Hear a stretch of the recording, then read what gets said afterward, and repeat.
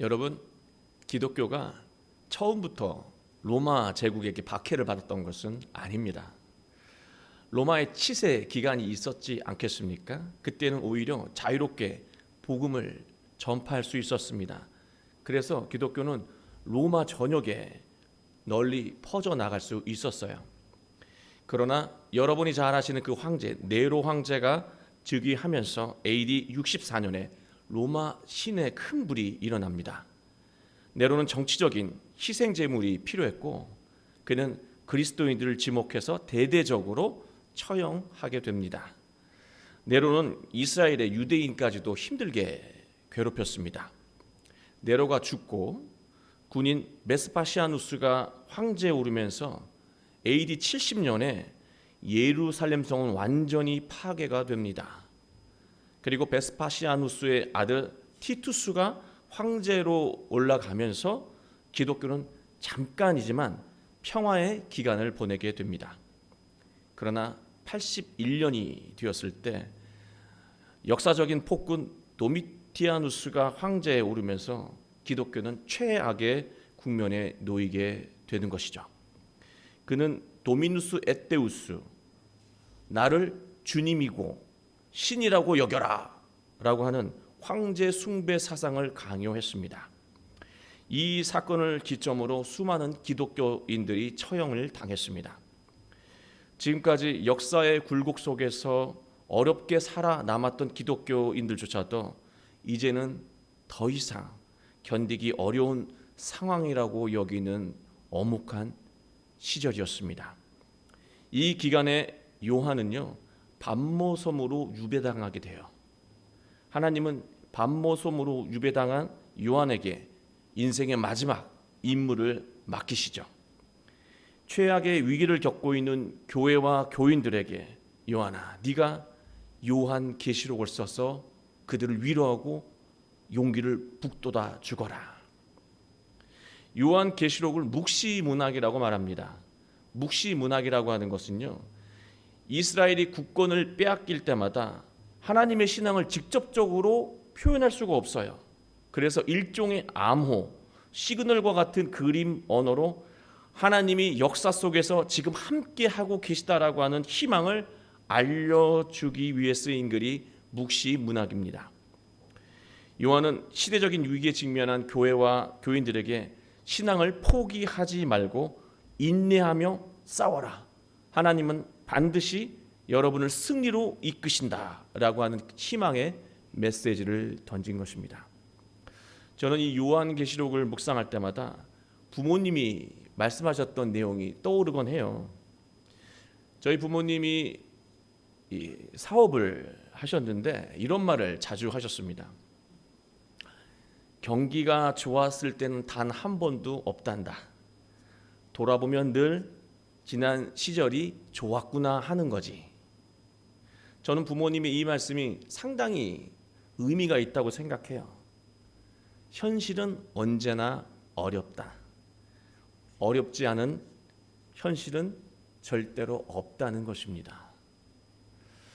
요한계시록이 기록될 때는 분명 엄혹한 시대였습니다. 그러나 그 시대가 아니더라도 참된 기독교인으로 살아가는 것이 쉬웠던 때는 단 한 번도 없었다라고 하는 거예요.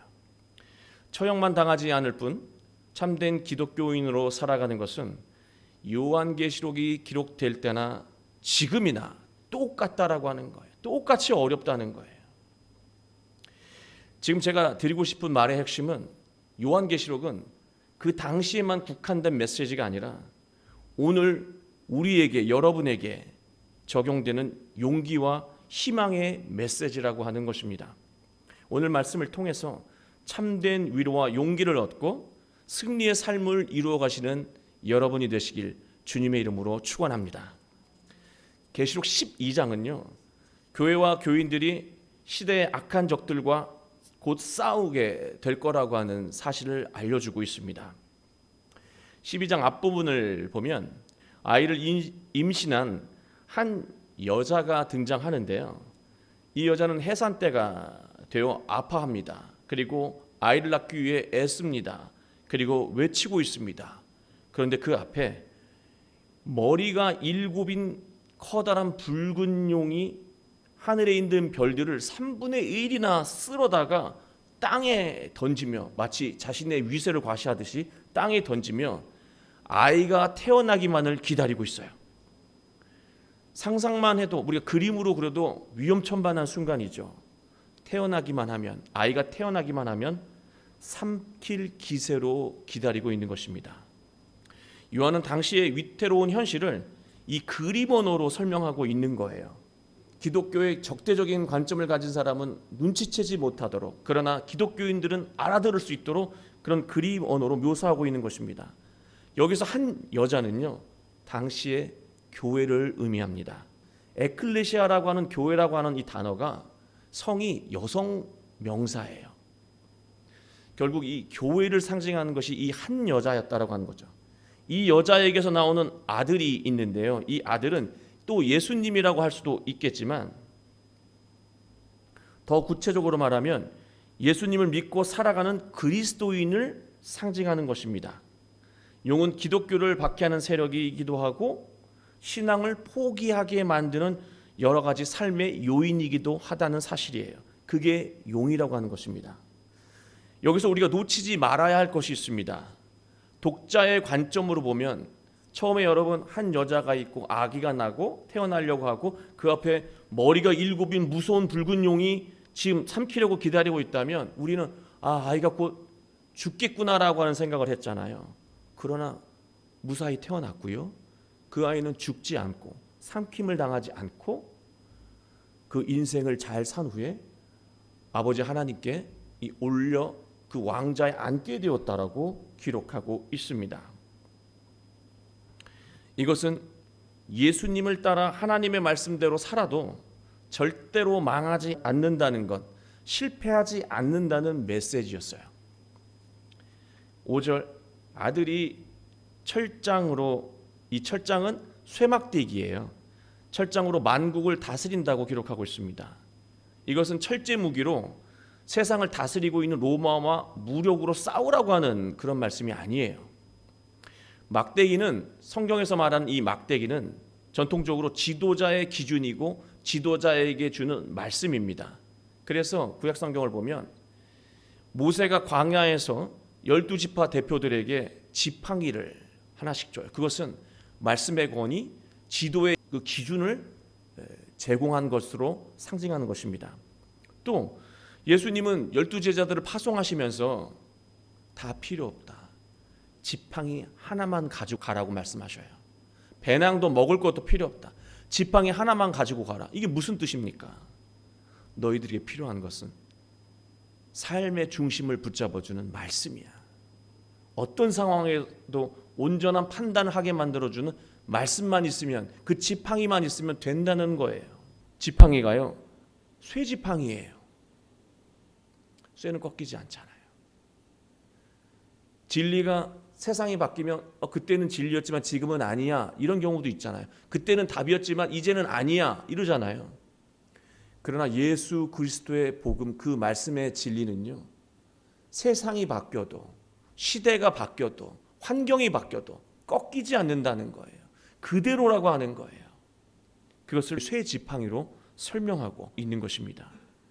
예수님의 복음은 엄혹한 시대나 평화의 시대나 그대로 적용되는 올바름의 기준이고 인생을 구원하는 생명의 말씀이라고 하는 것을 요한은 말하고 있습니다. 오늘날 교회는 코로나라고 하는 혹독한 시대를 지나고 있습니다. 저는 정말 위기라고 생각해요. 요한계시록이 쓰일 당시나 지금이나 똑같은 위기라고 생각해요. 처음에는 이 코로나 때문에 각 가정이 교회가 되는 새로운 은혜를 맛보게 되었습니다. 그러나 시간이 흐르면서 모두 편안함에 길들여지고 있습니다. 사람이 편안함에 길들여지게 되면은요, 영성도 무뎌지게 됩니다. 영성이 무뎌지게 되면 자신을 향한 하나님의 신호, 하나님이 끊임없이 구원하기 위해서 보내시는 그 복된 신호를 알아채지 못한다는 거예요. 하나님은 계속해서 우리에게 시그널을 보내시는데 나는 영적으로 둔감해져서 전혀 감지하지 못한다는 거죠. 길을 가고 있는데, 고속도로를 가고 있는데 지금 네가 갈 길은 이제 오른쪽으로 빠져야 될 길이야 라고 신호판을 보여주셨는데 그대로 달리는 거예요. 돌아가는 인생을 스스로 자초하게 되는 거예요. 영적으로 무뎌지면 하나님의 신호를, 말씀을 감지할 수 없게 됩니다. 우리는 우리를 복된 길로 안내하는 하나님의 신호를 감지할 수 있도록 영적으로 깨어 있어야 합니다. 그러기 위해서 꺾이지 않는 삶의 기준인 예수님의 복음에 집중해야 하는 것이죠. 6절, 그 여자는 광야로 도망하며 거기서 1260일 동안 그를 양육하기 위하여 하나님께서 예비한 곳이 있더라. 여기서 광야라고 하는 단어가 나오잖아요. 이 광야라고 하는 것은 인적이 없는 곳이 광야죠. 오직 하나님의 섭리만 있는 곳이 광야예요. 마가복음 1장 35절을 보면 예수님은 사역에 지치고 힘들 때요, 한적한 곳에 가셨다, 거기서 기도하셨다 기록하고 있거든요. 이 한적한 곳, 그렇게 번역한 그 단어가 에레모스, 바로 광야입니다. 거기에는 인위적인 게 없어요. 인간의 계획이 없어요. 인간의 스케줄이 없어요. 오직 하나님의 말씀과 하나님의 계획만 있는 곳이에요. 인간의 스케줄이 가득한 곳에서 우린 쉬지 못해요. 하나님의 음성을 들을 수 없어요. 예수님도 마찬가지셨다는 거예요. 한적한 곳, 광야로 가셨다는 거죠. 그래서 오늘날 광야는 교회이기도 해요.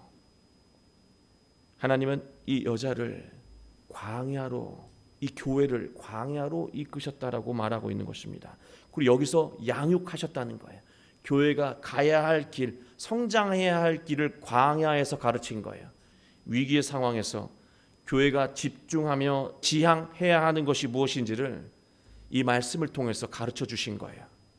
오늘날 수많은 교회가 코로나 이후에 어떻게 할 것인가 고민하고 연구하고 있어요. 그러나 오늘 말씀은 정확하게 우리에게 가르쳐 주고 있습니다. 오늘 말씀을 통해서 본다면 코로나 이후 교회가 지향해야 하는 것은 하나님과 나 자신만 차분히 돌아볼 수 있게 하는 그 교회를 만들어야 한다는 거예요. 북적북적 신나게 즐겁게 노는 것도 좋아요. 그러나 지금 교회가 지향해야 되는 것을 우리에게 가르쳐 주시는 메시지는요, 이제 교회가 나 여호와와 너 둘만 생각하고 느낄 수 있는 그 공간을 회복해야 한다는 거예요. 그래야 네가 인생 속에서 내가 보내는 신호를 감지하고 복된 인생을 살 수 있기 때문이야. 교회는 그 역할을 이제 감당해야 해. 오늘날 위기의 상황을 돌파하기 위해서는 교회가 이 역할을 회복해야 한다고 그 당시에도 말씀하셨고 오늘날도 하나님은 말씀하고 계신 거예요. 7절부터 이제 곧 불의한 용의 세력과 한판 전쟁을 치러야 하는 상황이 다가오고 있습니다. 천사 미가엘과 그와 함께하는 사자들이 용과 그의 사자들과 싸움을 벌이는데요, 우린 이 장면을 보면서 하나님이 천사를 보내주실 테니까 용기를 가지고 이 지배 세력 로마와 이 전쟁을 하라고 하는 말로 듣는 사람들도 있었어요.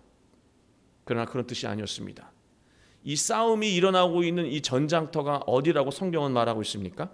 여러분, 어느 지명을 말하고 있나요? 하늘입니다. 하늘이에요. 하늘에서 싸움이 일어나고 있다는 거예요. 이게 무슨 의미를 상징하고 있는 것일까? 하늘은 구름이 있는 하늘 공간을 의미하지 않습니다. 하늘은요, 높은 차원이에요. 하늘은 높은 차원, 거룩한 차원입니다. 여기서 전쟁이 일어난다는 거예요. 그렇다면 그 반대로 땅의 차원은요, 낮은 차원, 세속적인 차원을 의미하겠죠. 전쟁은 세속적인 차원, 땅의 차원에서 일어나지 않고요, 하늘에서 미가엘과 그 천사들, 그 용과 그의 세력들이 싸우게 된다라고 말하고 있어요. 불의한 용의 세력은요, 땅의 차원으로 살아가는 사람들과는 싸우지 않아요. 왜냐하면 불의한 기질이 똑같기 때문에 싸울 이유가 없어요. 불의한 용의 세력이 싸움의 대상으로 여기는 존재는요, 하늘의 기준, 하나님이 원하시는 모습으로 살려고 하는 사람들과 싸우려고 한다는 거예요. 그들을 삼키려고 하고 위협하고 공격한다라고 하는 거예요. 낮은 차원으로 살아가는 사람하고는 안 싸워요. 이기적으로 욕심스럽게 살아가는 사람들을 유혹하지 않아요.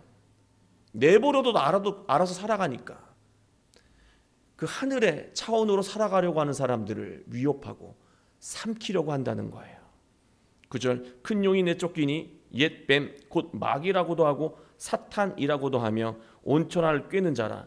그가 땅으로 내쫓기니 그의 사자들도 그와 함께 내쫓기니라. 다르게 말하면 우리가 예수님의 말씀대로 살려는 마음을 가질 때마다 그 마음과 그 믿음을 삼키려고 하는 불의한 용과 사자들이 나타난다는 말씀입니다. 실제 그들의 공격 방식은요, 물어뜯고 집어삼키는 것이 아니에요. 꿰는 것입니다. 용이 다르게 말하면 마귀라 그러잖아요. 사탄이라 그러잖아요. 그가 하는 짓은 꿰는 거예요.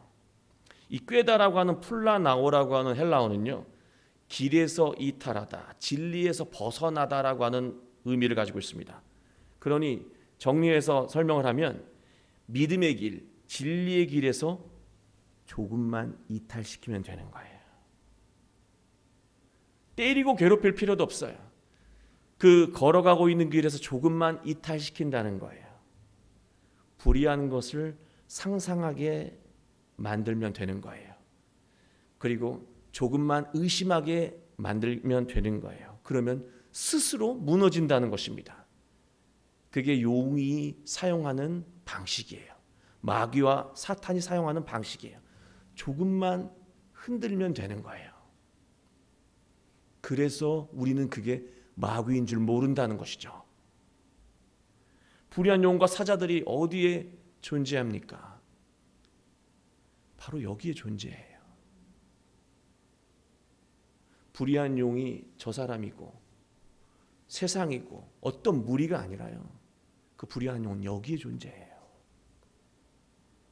우리가 높은 차원의 삶을 꿈꿀 때마다 내 마음 속에서 갑자기 나타나서 순종하려고 하는 내 마음을 삼켜버리는 불의한 용과 그의 세력은요, 바로 우리 내면에 있는 불의한 우리 자신이에요. 위험한 적은 외부에 있지 않습니다. 바로 내 안에 있습니다. 그는 나를 너무나 잘 알아요. 내가 뭐에 흔들리고 약한지 너무나 잘 알아요. 조금만 의심을 주고 조금만 위협하면 스스로 무너지는 것을 너무나 잘 알아요. 우리 내면에 도사리고 있는 불의한 용은요, 이런 식으로 우리를 무너뜨려요. 하나님의 말씀대로 사는 것은 절대로 나쁘니까 너랑 나랑 나쁜 짓 하고 지옥 가자. 절대로 이렇게 우리를 흔들지 않아요. 하나님의 말씀대로 사는 것은 정말 옳은 일이야. 그것은 절대로 의심하면 안 돼. 그러나 이번 한 번만 예외로 하면 안 될까? 이 한 번 네가 눈 감는다고 해서 지금까지 최선을 다했던 신앙이 무너지는 건 아니야. 걱정하지 마. 한 번만 눈 감아. 이게 한 번이 되고 두 번이 되고 세 번이 되는 것이죠. 제가 예전에 어떤 한 집사님을 만났는데요, 참 괜찮으신 분인데 그 왜 자꾸 안 나와요? 왜 이렇게 못 나오셨냐고 여쭤봤죠. 그랬더니 그분이 이런 말씀을 저에게 하셨던 기억이 있습니다. 목사님, 일주일 동안 교회 가야지 준비하고 있다가 꼭 주일이 되면 일이 생겨요. 자꾸 결석하게 된다는 거예요. 정말 신기하게 주일만 되면 생각지도 않았던 일이 생긴다는 거죠. 일이 생기지 않으면 갑자기 몸이 아프고. 왜 목사에게는 주일에 일이 생기지 않을까요? 목사는 늘 교회에 있잖아요. 왜 일이 생기지 않을까요? 목사에게 일이 생기지 않는 것이 아니라 목사는 주일에 하나님을 예배하는 것 외에 일어나는 일은 중요하게 여기지 않는 거예요. 목사가 훌륭해서가 아니에요. 목사의 역할 때문에 조금의 여지도 없는 것이죠. 그래서 저는 목사로 살아가는 것이 문득 참 은혜다라는 생각을 할 때가 있어요. 우리 집사람은 목사가 아니잖아요. 우리 가족들 목사가 아닌데 연애할 때 우리 집사람하고 주말에 이 좋은 시간에 연애해 본 적이 없어요. 주말에 교회에서 일을 해야 되기 때문에 성탄절 둘이서 보낸 적 한 번도 없어요. 여지가 없어요. 그렇게 여지 없다고 여기고 지금까지 함께 해주신 또 집사람과 가족에게 또 감사한 마음도 있습니다. 교인이 목사와 다른 거는요, 결국 환경적으로 이탈할 수밖에 없는 환경이 자꾸 상황이 만들어지는 것이죠. 그러나 이탈한 상태에 오래 가면 안 돼요. 빨리 되돌아야 합니다. 그렇지 않으면 복된 삶으로 돌아오는 것이 점점 더 힘들어진다는 것입니다. 영적인 복원력이 강할 때 돌아오셔야 해요. 영적인 복원력이 약해지면요, 나중에는 아예 불가능해질 수도 있어요. 10절부터 12절까지 하늘에서 들리는 큰 음성의 내용을 말하고 있습니다. 자기 내면에서 일어나는 영적인 싸움에서 승리한 사람은요, 주님의 음성을 듣게 되는데요. 이 10절 말씀을 보면 이제 우리 하나님의 구원과 능력과 나라와 또 그의 그리스도의 권세가 나타났으니 우리 형제들을 참소하던 자 곧 우리 하나님 앞에서 밤낮 참소하던 자가 쫓겨났고, 영적인 싸움에서 승리한 신앙인에게 놀라운 일이 일어남을 말씀하고 계시는 거예요. 하나님의 구원, 인생에서 일어나는 모든 고통의 문제에 답을 얻게 된다는 뜻이죠. 구원은요, 죽은 다음이 아니라요, 살아가는 동안에 답을 다 얻게 되는 거예요. 올바른 삶을 회복하는 것을 구원이라고 말해요. 그리고 하나님의 능력을 경험하게 됩니다. 그리고 예수님의 권세라고 하는 것은요, 예수님의 힘을 공유한다는 거예요. 예수님이 가지셨던 파워를 경험하게 된다는 말씀이에요. 그리고 형제들을 밤낮 참소하던 사람들이 하늘에서 쫓겨나게 되는데요, 이게 무슨 말일까? 이 참소한다라고 하는 말은요, 고소한다는 뜻이에요. 고발한다는 뜻이에요. 그리고 반대한다는 뜻도 있습니다.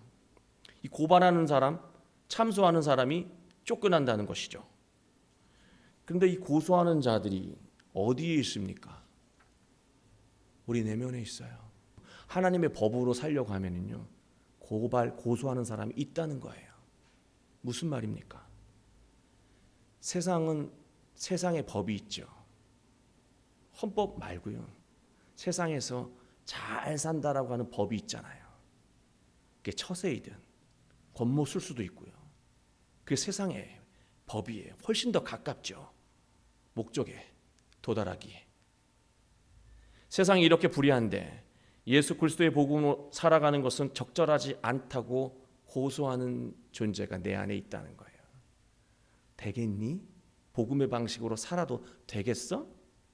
이렇게 물러터지고 나약한 방법으로 살아도 네가 잘 살 수 있겠어? 하는 존재, 그 법적으로 고발하는 존재가 어디에 있어요? 내 안에 있다니까요. 내가 복음으로 살려고 하면 늘 고발하는 존재가 내 안에 있다고요. 너 세상법 어기면 죽어 하면서. 그런 그릇된 자가 영적인 싸움에서 승리하면 떠나간다는 거예요. 그리고 주님은 말씀하십니다. 12절, 하늘과 그 가운데 거하는 자들은 즐거워하라. 저는 이 말씀에 많은 것을 깨달았어요. 이제 회복이 되는구나, 즐거워하라 하시니까. 아니요, 그게 아니었어요. 오히려 사람이 즐거워하고 기뻐하는 이유는요, 다름이 없어요. 즐거워할 만하고 기뻐할 만하니까 즐거워하고 기뻐하는 거잖아요. 그런데 하나님은요, 즐거워하라고 명령하고 계시다라고 하는 거예요. 이게 무슨 말이냐? 명령을 왜 합니까? 하지 않으니까 하는 거지. 그러면 우리는 왜 즐거워하지 않습니까? 하나님의 시선으로 보면 이게 즐거워할 상황인데 나의 시선으로 보면 이게 즐거워하는 상황으로 보이지 않는다는 것이죠. 그래서 즐겁지가 않은 거예요. 기쁘지가 않은 거예요. 여러분 11절 보세요. 또 우리 형제들이 어린 양의 피와 자기들이 증언하는 말씀으로써 그를 이겼으니 그들은 죽기까지 자기들의 생명을 아끼지 아니하였도다. 이거 직역하면은요, 죽음에 이르기까지 자기 목숨을 사랑하지 않았다예요. 딱 보더라도 싸움에서 승리한 겉모양이 좋아 보이지가 않아요. 영적인 싸움의 승자의 모습은 무엇입니까? 싸움의 승자는 무엇입니까? 세상의 승자의 모습과 너무 대조적인 모습이에요. 로마가 지배하는 세상은요, 승자가 모든 것을 갖습니다. 승자 독식이죠. 내가 너와 싸우는 이유가 뭐야? 네가 가질 걸 내가 갖기 위해서 아닙니까? 그런데 예수님의 이 영적인 싸움의 방식, 그 결과는요, 타인을 살리고 가정을 살리기 위해서 자신을 희생하고 헌신하는 모습이에요. 그래서 영적인 승리가 의미 있는 것 같다는 생각은 들기는 하지만 딱히 내 손에 쥐어지는 것이 없기 때문에 손해인 것 같아서 즐겁지 않은 거예요. 기쁘지 않은 거예요. 그래서 하나님은 너희가 왜 즐거워해야 하는지 말씀하고 계십니다. 땅과 바다는 화 있을진저, 낮은 차원으로 살아가는 땅의 사람들은 화 있을진저, 세상의 조류, 그 물결에 휩쓸려 살아가는 자들은 화 있을진저. 그리고 마귀가 자기 때가 얼마 남지 않았다는 것을 알고 네 안에서 발악하는 것이니까 두려워하지 말라고 하는 거예요. 그만큼 복된 상황이 네 인생 바로 앞에 다가왔다라고 하는 것이죠. 그러니 불안해하거나 의심하지 말고 즐거워하며 전진해 나아가라고 격려하고 있는 것입니다. 하나님이 만들어 가시는 놀라운 미래를 13절부터 말씀을 드리는데요. 물론 쭉 13절부터 17절까지 읽어보면 핍박과 고난이 없지는 않아요. 그대로 지속합니다. 그러나 예수님의 복음의 진리는 어느 나라 어느 시대에도 꺾이지 않는다는 믿음으로 순종하며 살아가는 자에게 놀라운 복이 임하는 것을 보여주고 있습니다. 14절 볼까요? 여자는 큰 독수리의 두 날개를 받아서 안전한 광야로 옮겨지고 있습니다. 여러분, 독수리가 좋은 존재로 보이시죠? 독수리는 좋은 존재가 아닙니다. 그런데 왜 이 교회를 안전한 곳으로 이동시켜 주는 거죠? 이 여자를? 여러분, 로마의 깃발이 무엇인지 아십니까? 독수리예요. 독수리 깃발이라고요. 그 깃발을 휘날리면서 모든 나라들을 다 섬멸했다라고요. 죽음의 깃발이 독수리 깃발이에요. 독수리는 바로 로마를 상징합니다. 근데 그 독수리가 안전한 곳으로 옮겨주네요. 로마에게 핍박을 받고 있잖아요, 지금. 그러나 하나님은요, 이 로마가 기독교를 공인하면서 오히려 교회를 더욱 풍성하게 만들고 번영을 누리게 할 거라고 하는 거예요. 정말 역사적으로 그렇잖아요. 국교화합니다. 그래서 온 세상에 복음이 전해지게 돼요. 이 로마를 발판으로 해서요. 그 당시 핍박받는 사람들은 생각지도 못했던 일들이에요. 16절, 땅이 여자를 도와서 용의 세력을 저지합니다. 여러분, 땅은 로마의 정신이 지배하는 곳이잖아요. 결코 이 여자를 도울 존재들이 아니거든요. 근데 이 용이 뱉어내는 모든 물들을 막 삼켜줘요. 로마가, 교회가 번영하는데 밑거름이 된다라고 하는 사실입니다. 이 상상치도 못했던 일들이에요. 근데 지금 이 요한계시록을 듣고 있는 사람들은 몰라요. 하나님만 알고 계신 거죠. 그래서 즐거워하지 못하고 있었는데 하나님은 즐거워해야 하는, 기뻐해야 하는, 기대해야 하는 이유를 설명하고 계신 거예요. 누가 알았겠습니까? 믿음을 가지고 살았더니 이런 세상을 만나게 될 줄이야. 누가 알았겠습니까? 하나님의 말씀을 가지고 살아가며 인내하며 사랑했더니 내 남편이 이렇게 변화될 줄, 내 자녀가 이렇게 성장하게 될 줄을 누가 알았겠습니까? 우리는 이런 일을 경험하게 된다는 거예요. 그러면 지금 힘들어도 잘하고 있다고 격려해 주시니 즐겁겠죠. 희망이 생기겠죠. 기쁘겠죠. 사랑하는 교회 여러분, 우리의 현실이 녹록했던 적이 인생 속에서 단 한 번도 없습니다. 여러분 모두 힘들고 어려운 현실을 살아가고 있다는 거 목사인 저 너무나 잘 알고 있습니다. 저보다 하나님은 더더욱 잘 아셔요. 이러한 현실에서 하나님의 구원과 권능, 예수님의 그 파워를 공유하기 위해서는요, 우리는 영적인 싸움에서 승리해야 합니다. 여러분의 그 하늘, 그 마음에서 우리를 위협하고 또 겁주는 그 그릇된 마음들, 그릇된 감정들, 그 모든 것과 싸워서 승리해야 한다는 말이에요. 이번 한 번만 그 꾀임에 넘어가면 안 된다는 것이죠. 설사 한 번, 두 번 넘어갔다 하더라도 빨리 돌이켜야 해요. 영적인 복원력이 다 사라지기 전에. 우리가 예수님의 말씀대로 살아가며 영적인 싸움에서 승리할 수 있다면 우리는 하나님의 능력과 함께하며 삶의 모든 문제를 해결하게 될 것이고, 또 예수님의 권세를 공유하며 당당하게 인생을 살아가게 될 것입니다. 한 주간 예수님과 함께하며 인생의 참된 즐거움을 회복하는 여러분, 여러분의 가정, 배우자, 자녀들이 되길 주 예수 그리스도의 이름으로 간절히 축원합니다.